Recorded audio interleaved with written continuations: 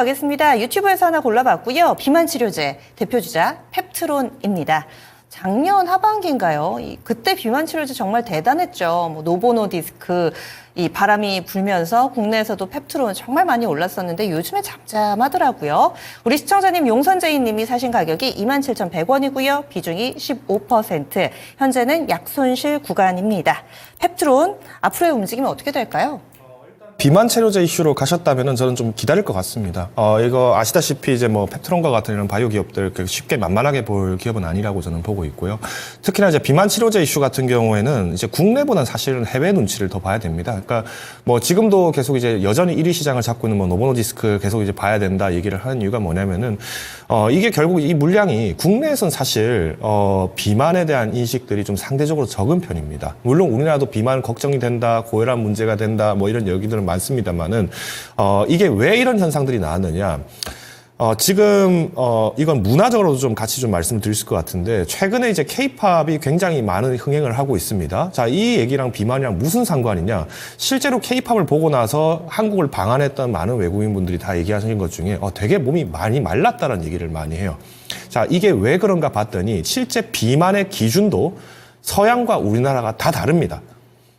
자, 그러면 쉽게 말씀드릴게요. 우리나라에서는 비만이라고, 우리나라에서는 조금 약간 과체중이다, 체중이 좀 많다라고 얘기하는 사람이 미국 가면 정상 체중이 되는 경우가 있다는 겁니다. 그러면 미국 같은 경우에는 사실 뭐 아시겠습니다만은 굉장히 많은 인스턴트 푸드에 대한 가격이 굉장히 낮습니다. 지금 최근에 물가가 낮아진 영향도 사실 어떻게 보면 이 의존도가 과거에 어떤 유기농 채소나 이런 걸 먹었다라면은 오히려 지금 당장 패스트푸드점에 있는 음식들을 먹는 게 더 싸고 많이 먹을 수 있다. 그러니까 굶지 않는다라는 개념을 봤을 때는 그쪽이 훨씬 더 높을 수밖에 없다는 겁니다. 그래서 사실상 1인 총소득이 늘어났다라고 보기보다는 실제 직업에서 주는 급여라든가 이런 것들의 인상폭보다도 실제 그 미국의 시민들이 활용하는 패스트푸드 이용률이 더 올라갔다. 이렇게 보시는 게 맞겠죠.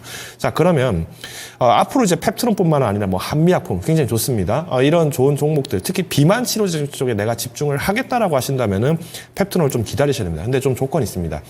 한미약품도 지금 개발을 하고 있는 이 비만 치료제가 미국에 본격적으로 발을 들이대는 게 2026년 하반기, 그러니까 좀 한참 2026 후부터 이제 27년도에 본격적으로 상용화가 정상화될 것으로 전망이 되다 보니까 먼저 움직이는 쪽은 한미약품이 될 가능성이 어느 정도는 있습니다. 근데 한미약품 한번 잠깐 보고 가죠. 한미약품도 사실 이제 뭐 비만 치료제뿐만 아니라 다른 이슈들도 굉장히 많긴 하겠습니다만은 일단 RSI 지표로 봤을 때는 38포인트입니다. 그러니까 상대적으로 지금 최근에 매도 물량들이 굉장히 많이 나오다 보니까 기술적인 지표에서는 나쁘지는 않겠죠. 그래서 만일 투자자분이 단기 매매가 좀 나 할 줄 안다. 나 어느 정도 이 차트에 대해서 단기 매매가 좀 적극적으로 하는 편이다. 공격적인 편이다라고 하면은 한미약품도 한번 보시는 게 나쁘지는 않겠다라고 좀 말씀을 드리고 싶고요. 오히려 나는 차라리 펩트론이라는 종목에 조금 더 집중해 보고 싶다라고 하신다면은 일단 지금 매수가가 27,000원. 그러니까 지금 사실상 손실폭은 크지 않다라고 좀 얘기를 드릴 수 있을 것 같고요.